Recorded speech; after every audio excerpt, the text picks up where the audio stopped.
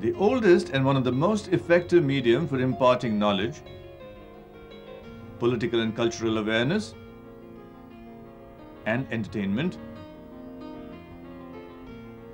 is the print media.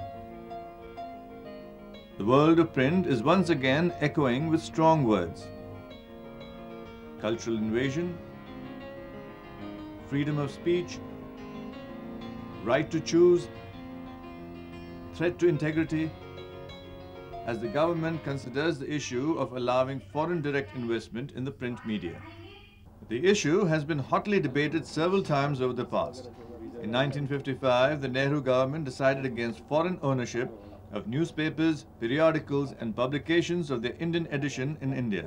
Many developments have taken place since then in the overall media scenario in the country. Does the decision taken 45 years back still hold relevance in the 21st century? Sushma Swaraj's statement makes quite clear is that there is a growing awareness that the 1955 cabinet resolution, which barred the entry of any foreign players in the print media, is now obsolete. In fact, much of the media has already been opened for foreign investors. Foreign magazines like Cosmopolitan and Elle are publishing Indian editions under technical or franchisee arrangements. The visual media has fully opened up and more than half of the channels viewed in the country are owned by foreign companies. In the internet segment as well, foreign investors have been permitted to hold major stakes. However, in the print segment, government has allowed foreign equity only in the printing and publishing of scientific, technical and medical journals. In today's time, given foreign equity in television and in internet companies, can Indian print media remain secluded? There are many important existing newspaper houses who are vehemently opposed to any foreign players because they see it as competition. The question is, in other sectors too, domestic industry has seen competition in the form of overseas players, but you haven't conceded them that special protection. I don't see how the print media deserves any more exceptional treatment. Print media has a special place. It is more than just another industry. It is the custodian, on behalf of the people of India, of the fundamental right to freedom of speech and expression guaranteed to all Indian citizens. Newspapers and magazines report news, air opinions, and provide a platform for debate on national issues. Many are of the view that foreign participation in print may have an adverse effect on the national interest.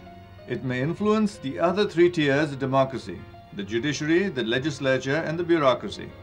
Even the United States of America, champion of free press, has legal restrictions on foreign ownership of media, both print and television. So, how far would it be justifiable to allow foreign participation in a media which could influence the thought process of the nation? Regardless of what the ownership is, unless the particular newspaper or print magazine corresponds to the ethos of the region in which they are publishing, they don't do well. So, perforce the foreign players, regardless of what their ownership is, they will have to abide by local sentiments. That's what the rules of the marketplace are. Many argue that by allowing foreign investments in print media, there is a possible threat to Indian culture. With easy access to the internet, international news channels and foreign newspapers, Indian readers have access to world information at their fingertips. With these advancements, it seems difficult to censure the flow of information in today's age. Would it not then be pragmatic to allow FDI in the print media? Far better way would be to look in terms of reciprocity. Which other countries would, if an Indian entrepreneur wants to invest in the print medium in the UK, in the US, is he or she entitled to do so? If the answer is yes, I think we should have reciprocity. If the answer is no, I think we need regulatory frameworks to determine to what extent they should be allowed. Domestic newspaper owners have been opposing the issue, arguing that foreign companies will gobble up Indian companies, forcing closures. The print media has been in favor of opening up other sectors on the argument that it will give the customer greater choice, better quality and lower cost. Whether the print media will use the same argument for itself remains to be seen.